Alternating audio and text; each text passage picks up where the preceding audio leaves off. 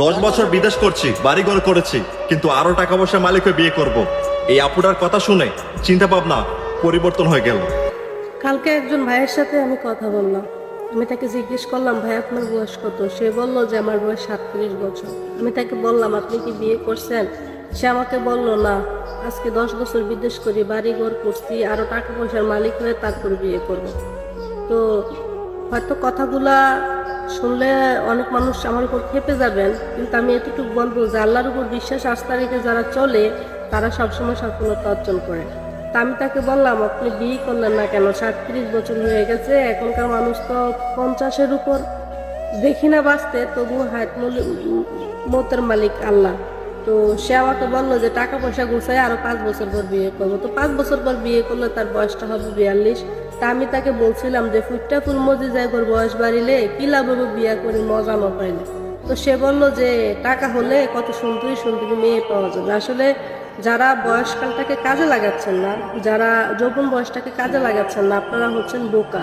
বোকা বলতে ধরেন, আপনি যদি মনে করেন যে আপনি 50 বছরে বিয়ে করবেন, গাড়ি টাকা পয়সার মালিক হয়ে এটা ওইটা হয়ে, আপনার শরীরে যদি তখন কোনো আকর্ষণ না থাকে, আপনার শরীরে যদি কোনো চাহিদা না থাকে, বা আপনার যদি পেটে খিদা না থাকে, আপনার সামনে যত ভালো খাবার দেওয়া হোক না কেন আপনার রুচিতে জাগবে না। আর আপনার পেটে যখন খিদা থাকবে তখন আপনাকে যদি লবণ দিয়ে ভাত দেওয়া হয় তবুও আপনি সেটা খেতে বাধ্য হবেন। আপনি যদি মনে করেন যে আপনি 50 বছরে একজন নারীকে বিয়ে করবেন, বা একটা 20 বছরের মেয়েকে বিয়ে করবেন, ধরুন 50 বছরের বিয়ে করলে আপনি 60 বছর পর্যন্ত বাঁচলেন, তো একটা 18-20 বছরের মেয়েকে বিয়ে করলে 30 বছর বয়সে সে এখনো ইয়াং, সে তো আর আপনার অপেক্ষায় থাকবে না যে আপনি মরে গেছেন আমি তার দিকে তাকায় বসে থাকি। সে তখন আপনার টাকা পয়সা আপনার সম্পত্তি নিয়ে অন্য একটা ছেলের কাছে বিয়ে বসবে, এবং কি সে সুখে শান্তিতে দিন কাটাবে।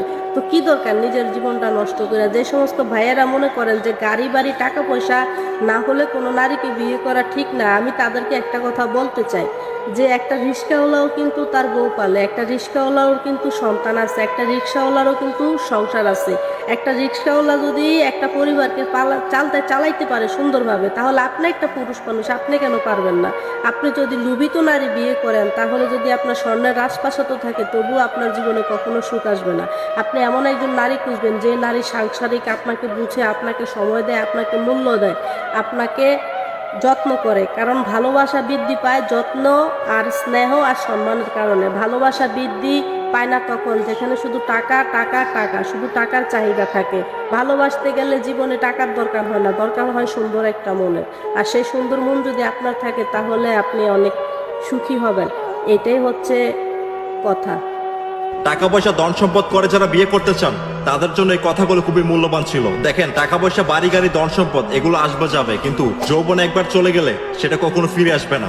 তখন টাকা পয়সা দিয়েও এই যৌবনের চাহিদা মেটাতে পারবেন না। দেখেন, সময় থাকতে চিন্তা ভাবনা পরিবর্তন করতে হবে। চলেন আমিও করি, আপনারাও চিন্তা ভাবনা পরিবর্তন করেন। Thank you.